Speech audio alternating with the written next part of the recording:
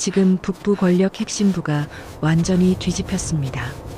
지도자의 전용 공연단, 그 중에서도 에이스 단원이 사라졌습니다. 체제의 꽃, 지도자가 직접 뽑고 직접 키웠던 이름입니다. 그녀 하연은 이미 운명이 정해진 줄 알았죠. 국가가 선택한 특별 무용단, 은성무용대, 17살의 착출, 가족과 단절, 7번의 최고 지도자 전용 무대, 완벽한 충성의 기록이었습니다. 하지만 어느 날 연회 뒤편에서 그녀가 본 건 선전으로 덮여있던 지도자의 진짜 얼굴이었고, 그 순간 모든 게 무너졌습니다. 사라진 단원들, 감시요원들의 그림자, 조금의 실수도 생사를 가르는 세계. 그곳에서 하연은 깨달았습니다. 이곳은 예술단이 아니라 감옥이다. 체제는 명령합니다. 어떻게든 찾아라. 살아있든 죽었든. 지금 이 순간 수도 행정부 전체가 뒤집혀 있습니다. 국가가 가장 아꼈던 에이스가 국경 검문을 피해 폭우 속 활주로를 질주해 감히 빗장을 박차고 밖으로 나갔기 때문입니다. 과연 한 여자는 어떻게 폐쇄된 권력의 꽃에서 자유의 빛으로 뛰어들었을까요? 공포에서 용기로, 체제의 무대에서 자신의 이름을 되찾는 길로. 그 진짜 이야기 지금 시작합니다. 지금 나만의 어느 지역에서 함께하고 계신지 댓글 남겨주시면 한 분 한 분 감사의 마음을 전하도록 하겠습니다. 여러분의 구독과 좋아요는 큰 힘이 됩니다. 감사합니다. 그럼 지금 그 흥미진진한 감동의 사연을 전달합니다. 1장 선택된 여자. 저는 2024년 10월 평양 모란봉구역 창광동에서 평범하게 살던 17살 소녀였습니다. 아버지는 대동강구역의 작은 공장에서 일했고 어머니는 통천시장에서 장사를 했죠. 저는 그냥 평범한 가정의 딸이었어요. 아침이면 김일성 종합대학교 앞을 지나 예술학원에 갔고 저녁이면 대동강변을 걸으며 집으로 돌아왔습니다. 무용을 시작한 건 13살 때였어요. 어머니가 장사하던 시장 옆 문화회관에서 무료 무용 수업이 있었거든요. 재능이 있다는 소리를 들었지만 저는 그저 움직이는 게 좋았을 뿐입니다. 그날도 평범한 가을날이었죠. 리허설을 마치고 나오는데 선생님이 저를 불렀습니다. 하연아, 조금만 기다려라. 선생님 옆에는 검은 승용차와 낯선 남자 둘이 서 있었어요. 인민복을 입었지만 뭔가 달랐습니다. 자세가 고닫고 눈빛이 예리했죠. 하연 동무인가요? 남자의 목소리는 차가웠습니다. 네, 그렇습니다. 오늘부터 동무는 국가를 위해 일하게 되었습니다. 따라오시오. 무슨 말인지 이해할 수 없었어요. 어디로 가는 겁니까? 집에 말씀은 드려야. 가족에게는 이미 통보했습니다. 영광스러운 일이니 걱정 마시오. 그게 마지막이었어요. 집에 가지도 못했고 어머니 목소리도 듣지 못했습니다. 차는 평양 중심부를 벗어나 모란봉구역 깊숙한 곳으로 향했어요. 고급 아파트들 뒤편 높은 담장으로 둘러싸인 건물 앞에서 차가 멈췄습니다. 은성무용대에 온 걸 환영합니다. 문 위에는 아무 간판도 없었습니다. 그저 철문과 경비병들만 있을 뿐이었죠. 안으로 들어가자 20명 정도의 여자들이 줄지어 서 있었어요. 모두 제 또래거나 조금 어렸습니다. 다들 겁에 질린 눈빛이었죠. 이곳은 최고 지도자 동지의 직속 예술단입니다. 중년 여자가 나타나 말했어요. 너희는 선택받았다. 전국에서 가장 뛰어난 재능을 가진 소녀들이지. 하지만 여기서는 재능만으로는 부족하다. 충성심, 아름다움, 그리고 절대 복종이 필요하다. 그날부터 시작된 건 악몽이었습니다. 신체 검사가 먼저였어요. 키, 몸무게, 사지 길이를 재고 얼굴을 여러 각도에서 촬영했습니다. 마치 물건을 감정하듯이요. 다음은 무용실기였죠. 더 높이, 다리를 더. 심사관들이 소리쳤습니다. 잘못하면 회초리가 날아왔어요. 마지막은 사상 검증이었습니다. 최고 지도 자동직께서 명령하시면 목숨을 바칠 수 있는가? 네.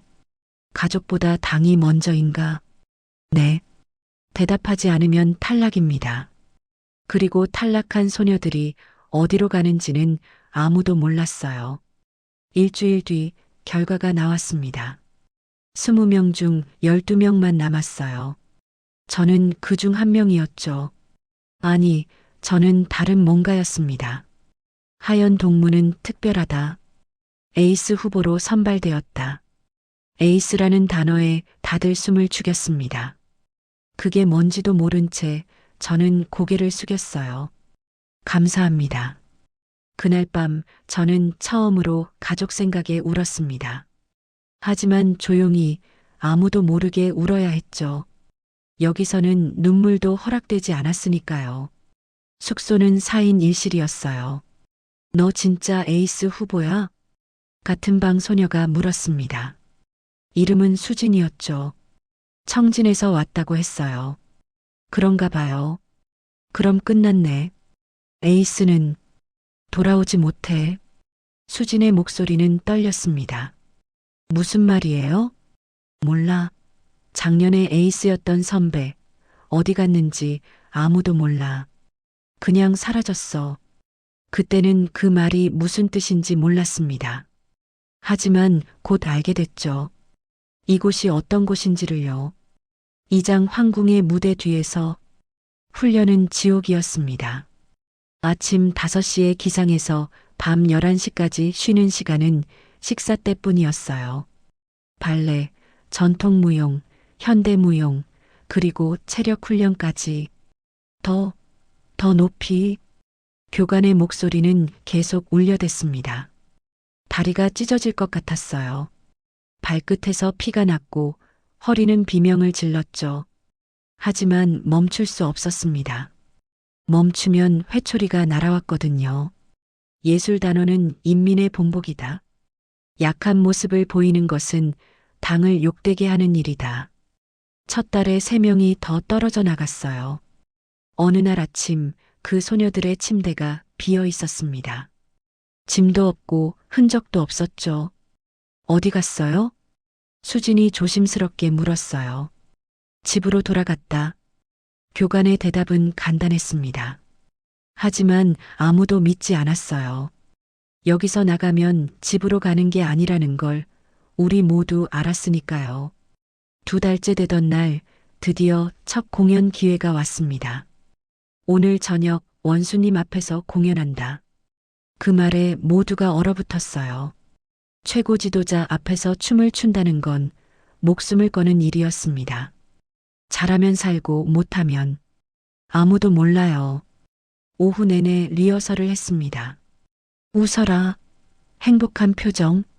하지만 웃을 수가 없었어요. 두려움뿐이었죠. 저녁 6시 우리는 화려한 한복을 입고 버스에 올랐습니다. 목적지는 평양 중구역에 있는 비밀 연회장이었어요. 만수대 의회당 뒤편, 일반인은 절대 갈 수 없는 곳이었죠. 건물 안으로 들어가는 순간 저는 숨이 막혔습니다. 샹들리에가 천장을 가득 채웠고 붉은 융단이 바닥을 덮었어요. 벽에는 금으로 된 장식들이 반짝였죠. 하지만 화려함 속에 차가움이 있었습니다. 무대 뒤 대기실에서 우리는 기다렸어요. 긴장하지 마.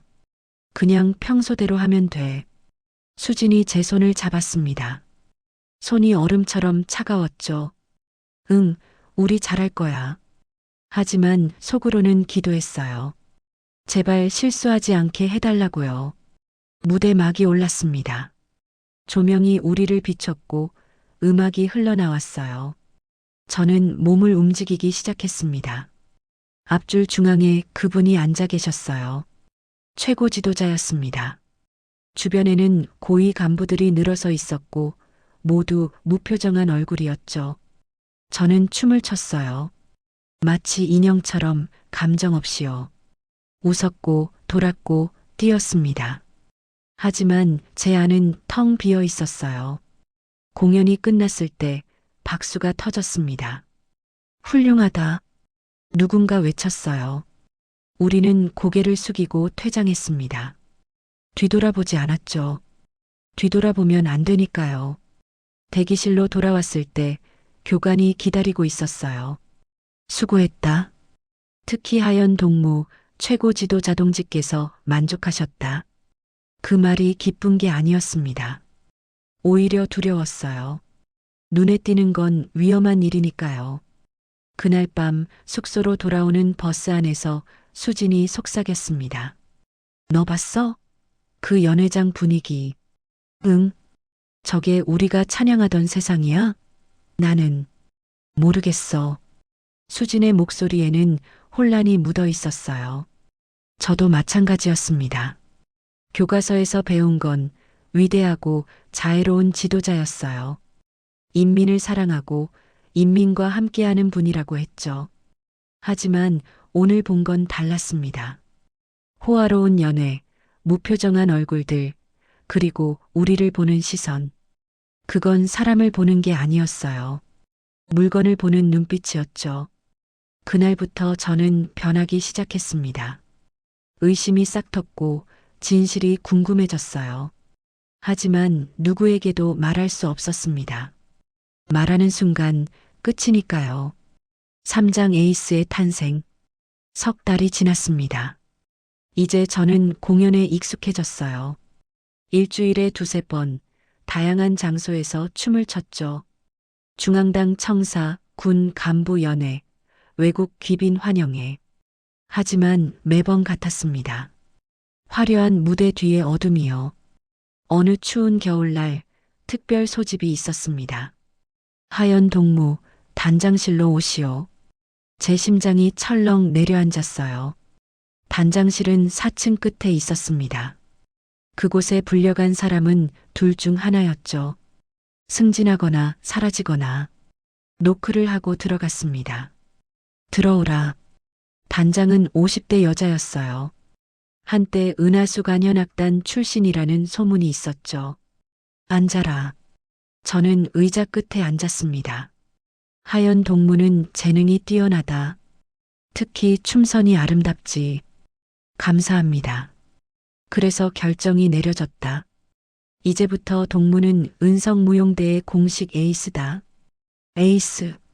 그 단어가 귓가에서 맴돌았어요. 다음 주부터 최고 지도자 동지의 특별 연회에서 단독 무대를 맡게 된다. 영광스러운 일이다. 영광이 아니었습니다. 사형 선고였죠. 네, 명심하겠습니다. 저는 고개를 숙였어요. 방으로 돌아왔을 때 수진이 물었습니다. 뭐래? 에이스래. 수진의 얼굴이 하얗게 질렸어요. 하연아. 더 말하지 못했습니다. 우리 둘 다 알았으니까요. 이게 무슨 의미인지를요. 일주일 동안 특별 훈련이 시작됐습니다. 단독 무대를 위한 안무였어요. 화려하고 섬세하고 완벽해야 했죠. 다시 손 각도가 틀렸다. 교관이 소리쳤습니다. 저는 땀을 흘리며 반복했어요. 100번, 1000번, 몸이 기억할 때까지요. 그리고 그날이 왔습니다.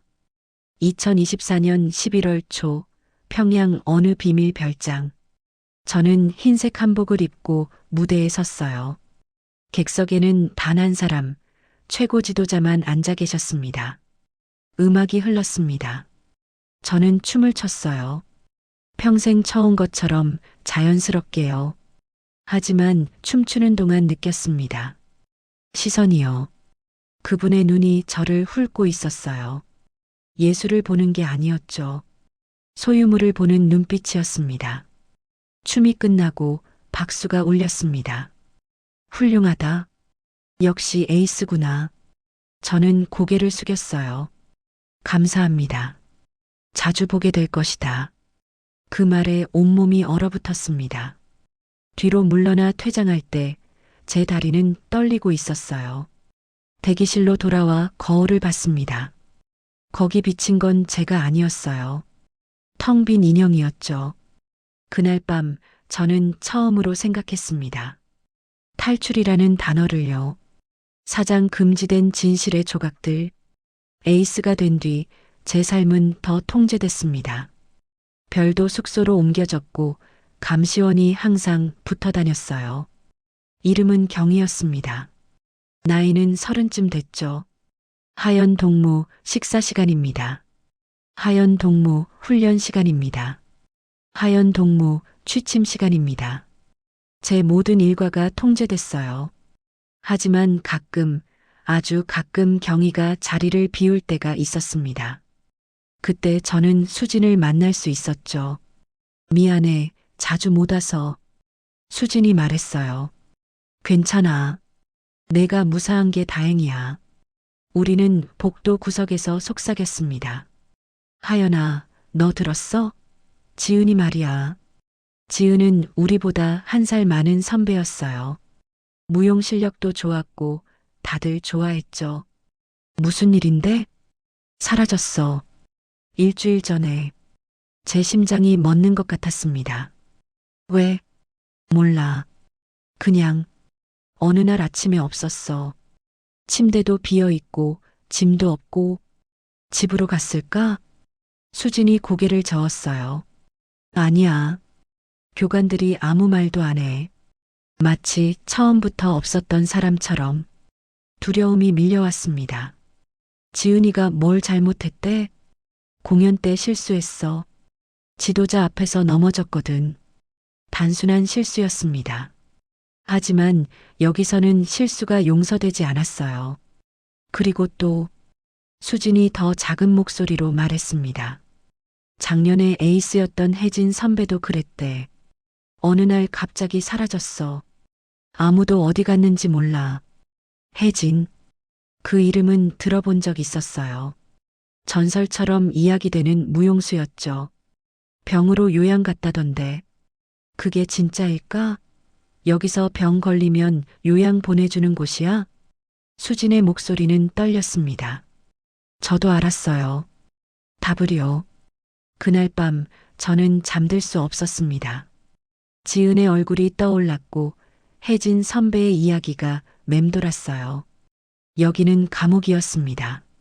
화려한 의상과 무대로 포장된, 하지만 본질은 감옥이었죠. 우리는 예술가가 아니었어요. 소모품이었습니다. 필요하면 쓰고 필요 없으면 버리는요. 며칠 뒤 또 다른 일이 있었습니다. 새벽 2시쯤 비명소리에 잠이 깼어요. 복도에서 누군가 끌려가고 있었습니다. 나요. 제발. 젊은 여자의 목소리였어요. 문틈으로 살짝 봤습니다. 신입 단원 중 하나인 미정이었죠. 조용히 해. 경비원이 그녀의 입을 막았어요. 미정은 계속 발버둥 쳤지만 결국 끌려갔습니다. 다음 날 아침 미정의 자리도 비어 있었어요. 미정은 어디 갔습니까? 누군가 물었습니다. 반동행위로 퇴출됐다. 교관의 대답은 차갑습니다. 반동행위. 무슨 일이었을까요? 불평을 했을까요? 가족이 보고 싶다고 울었을까요? 어쩌면 그저 웃지 않았을 뿐일지도 모릅니다. 이유는 중요하지 않았어요. 이곳에서는 그들이 원하면 언제든 우리를 지울 수 있었으니까요. 그날부터 저는 결심했습니다. 살아남으려면 벗어나야 한다고요. 하지만 어떻게? 여기는 요새였어요. 높은 담장, 철문, 감시 카메라, 그리고 어디든 따라다니는 경비원들. 탈출은 불가능해 보였습니다. 하지만 불가능해도 해야 했어요. 아니면 저도 언젠가 사라질 테니까요. 오장균열. 겨울이 깊어갔습니다. 2024년 12월 평양에는 눈이 내렸어요. 저는 연습실 창문으로 밖을 봤습니다. 하얀 눈이 조용히 쌓이고 있었죠. 아름답지? 누군가 뒤에서 말했습니다. 돌아보니 경비장교 한 명이 서 있었어요. 이름은 민규. 30 초반쯤 돼 보였습니다. 네, 아름답네요. 밖에 나가본 지 얼마나 됐나? 석 달쯤요. 민규는 고개를 끄덕였어요. 힘들겠구나. 그의 목소리에는 동정이 묻어 있었습니다. 다른 경비원들과는 달랐죠. 그 뒤로 민규와는 가끔 마주쳤어요. 복도에서, 연습실에서, 식당에서. 그는 항상 조용히 지나갔지만 가끔 짧은 말을 건넸습니다. 오늘 공연 잘했어. 무리하지 마. 조심해. 왜 그러는지 몰랐어요. 하지만 그의 말에는 진심이 느껴졌습니다. 어느 날 저녁 훈련을 마치고 나오는데 민규가 기다리고 있었어요. 하연 동무, 잠깐 이야기 좀 하자. 주변을 둘러봤습니다. 아무도 없었죠. 무슨 일인데요? 민규는 한참을 망설이다 입을 열었습니다. 너, 여기서 계속 살 생각이야? 제 심장이 쿵 떨어졌어요. 무슨 말씀이세요? 여기가 어떤 곳인지 알지? 너희는 도구야. 쓰고 버려지는.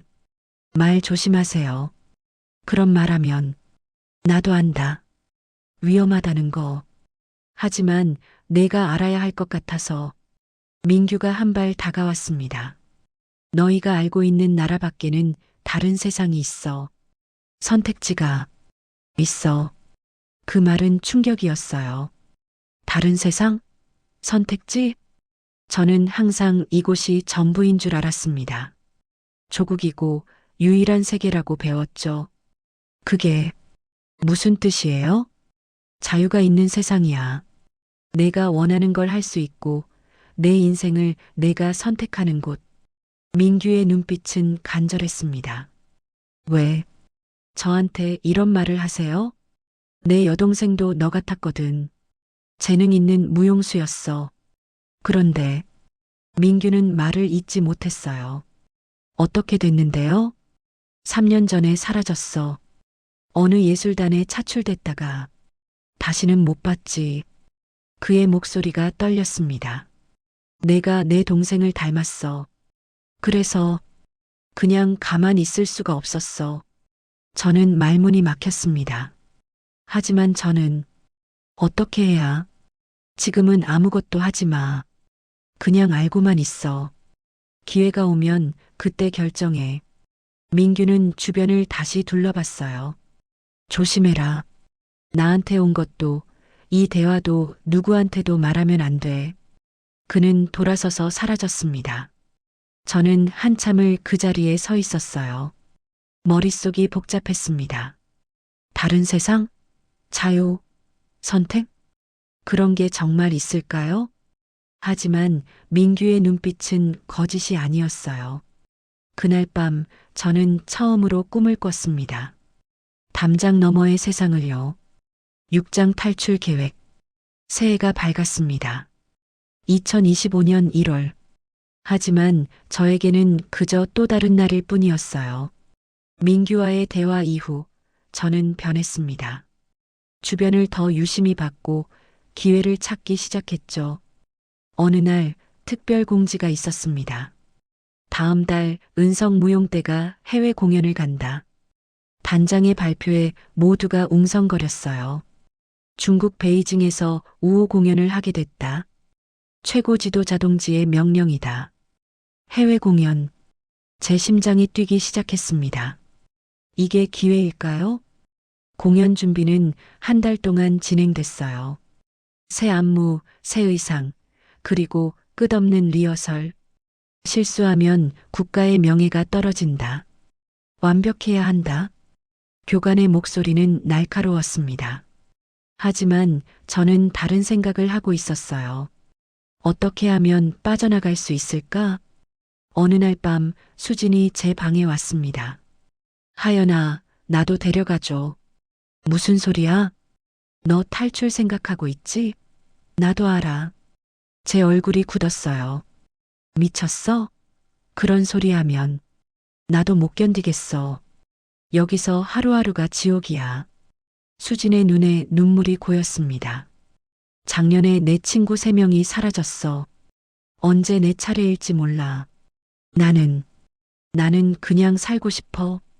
저는 한참을 고민했어요. 혼자 가는 게 안전했습니다. 하지만 수진을 버릴 수 없었죠. 알았어. 같이 가자. 하지만 절대 누구한테도 말하면 안 돼. 고마워. 그날부터 우리는 조심스럽게 계획을 세웠습니다. 공항에 도착하면 혼란을 틈타 도망가는 거였어요. 하지만 어디로? 어떻게? 그때 민규가 다시 나타났습니다. 하얀 동무. 연습실 구석에서 그가 저를 불렀어요. 해외 공연 간다며? 네. 기회다. 놓치지 마. 민규는 작은 종이 쪽지를 건넸습니다. 공항 도착 30분 전 연습복 트렁크 뒤쪽을 봐. 거기 널 도와줄 사람이 있을 거야. 누구? 묻지 마. 그냥 믿어. 그리고 민규는 제 손을 잡았어요. 살아남아라. 꼭. 그의 손은 따뜻했습니다. 민규 씨는요? 나는 괜찮아. 내가 선택한 길이니까. 그는 미소 지었지만 슬퍼 보였어요. 고맙습니다. 정말로. 가서 자유롭게 살아. 내 동생 대신에. 민규는 돌아섰습니다. 그게 마지막이었어요. 다시는 그를 보지 못했죠. 출발 전날 밤 저는 잠들지 못했습니다. 내일이면 모든 게 결정돼요. 성공하면 자유, 실패하면 죽음. 두렵고 떨렸지만 동시에 희망도 있었습니다. 처음으로 느끼는 감정이었어요. 제 인생을 제가 선택한다는 것 7장 빗속의 질주. 2025년 2월 15일 출발 날이었습니다. 새벽 5시 우리는 순안국제공항으로 향했어요. 버스 안은 긴장감으로 가득했습니다. 15명의 무용수, 5명의 경비원, 그리고 2명의 감시원. 도착하면 누구도 단독 행동 금지다. 항상 조를 지어 움직인다. 감시요원의 목소리는 차가웠습니다. 저는 창밖을 봤어요. 평양 거리가 지나갔습니다. 마지막으로 보는 풍경일지도 몰랐죠. 공항에 도착했습니다. 아침 7시, 비행기는 9시에 출발 예정이었어요. 우리는 특별 대기실로 안내됐습니다. 일반 승객과는 완전히 분리된 공간이었죠. 짐 검사 시작한다. 경비원들이 가방을 하나씩 열어봤어요. 제 심장이 터질 듯 뛰었습니다. 민규가 말한 트렁크는 어디 있을까? 주변을 둘러봤어요. 저 구석에 큰 트렁크 여러 개가 쌓여 있었습니다. 연습복과 소품이 든 짐들이었죠. 화장실 다녀와도 됩니까? 수진이 물었어요. 빨리 다녀와. 감시요원이 고개를 끄덕였습니다. 저도 따라 일어났어요. 저도 다녀오겠습니다. 화장실로 가는 척하다가 저는 트렁크 쪽으로 몸을 돌렸습니다. 재빨리 뒤쪽을 확인했어요. 거기 제일 큰 트렁크 뒤에 작은 가방이 숨겨져 있었습니다. 열어봤죠. 안에는 2벌의 평범한 옷과 중국 돈, 그리고 작은 쪽지가 있었어요. 비행기 탑승 전 비상구로 빨간 차를 찾아라. 제 손이 떨렸습니다. 가방을 재빨리 제 옷 안에 숨기고 화장실로 갔어요. 어떻게 됐어? 수진이 속삭였습니다. 있어. 준비됐어. 그럼 이제 조금만 기다려. 기회를 봐야 해. 하지만 기회는 쉽게 오지 않았어요. 감시원들은 항상 우리를 지켜봤고 경비원들은 곳곳에 배치돼 있었습니다. 시간은 흘렀어요. 8시, 8시 30분. 곧 탑승 시간이었습니다. 준비해라. 곧 출발한다. 그때였어요. 단원 중 하나인 영희가 갑자기 비명을 질렀습니다. 아, 제 목걸이가 없어요. 뭐? 선물 받은 목걸이요. 분명 가방에 넣었는데 영희는 패닉 상태였어요. 조용히 해. 감시원이 소리쳤지만 영희는 멈추지 않았습니다. 찾아야 해요. 그거 없으면 안 돼요. 혼란이 시작됐습니다. 경비원들이 달려들어 영희를 진정시키려 했고 다른 단원들도 웅성거렸죠. 이때다. 저는 수진의 손을 잡았습니다. 지금이야. 우리는 조용히 문 쪽으로 움직였어요. 감시원들은 영희에게 정신이 팔려 있었습니다. 문을 열고 나갔어요. 복도는 비어 있었죠. 어디로? 비상구. 저쪽? 우리는 뛰기 시작했습니다. 복도를 지나 계단을 내려가 비상구 표시를 따라갔어요. 거기서 뒤에서 소리가 들렸습니다. 들켰어요. 빨리. 우리는 더 빨리 뛰었습니다. 비상구 문이 보였어요. 밀고 나갔죠. 밖은 폭우가 쏟아지고 있었습니다. 빨간 차를 찾아 주차장을 둘러봤어요. 저기, 저 구석에 빨간 승용차가 있었습니다. 저기, 우리는 차를 향해 뛰었어요. 총성이 울렸습니다. 땅, 제 옆으로 총알이 지나갔어요. 멈추지 않으면 쏜다. 하지만 멈출 수 없었습니다. 차에 도착했어요. 문을 열었죠. 저는 수진을 밀어넣고 제가 뛰어들었습니다. 운전석에는 낯선 남자가 앉아 있었어요. 벨트매. 차가 출발했습니다. 뒤에서 경비원들이 뛰어오고 있었어요. 막아. 하지만 차는 이미 움직이고 있었습니다. 엎드려. 운전사가 소리쳤어요. 우리는 뒤 좌석에 엎드렸습니다. 총소리가 계속 들렸지만 차는 달렸어요. 공항을 빠져나가 고속도로로 그리고 국경으로. 팔짱 자유의 빛. 얼마나 달렸을까요? 1시간, 2시간, 아니면 더? 시간 감각이 없었어요. 이제 괜찮습니다. 운전사가 말했습니다. 저는 조심스럽게 일어났어요. 창밖을 봤죠. 낯선 풍경이었습니다. 여기가 어디예요? 중국입니다. 조금만 더 가면 안전한 곳이 있어요. 중국. 국경을 넘었구나. 저는 수진을 봤어요. 수진도 저를 보고 있었습니다. 우리는 말없이 손을 꼭 잡았어요. 살았다. 우리는 살아남았어요. 차는 계속 달렸습니다. 도시를 지나 시골길을 지나 어느 작은 건물 앞에서 멈췄어요. 여기서 내리세요.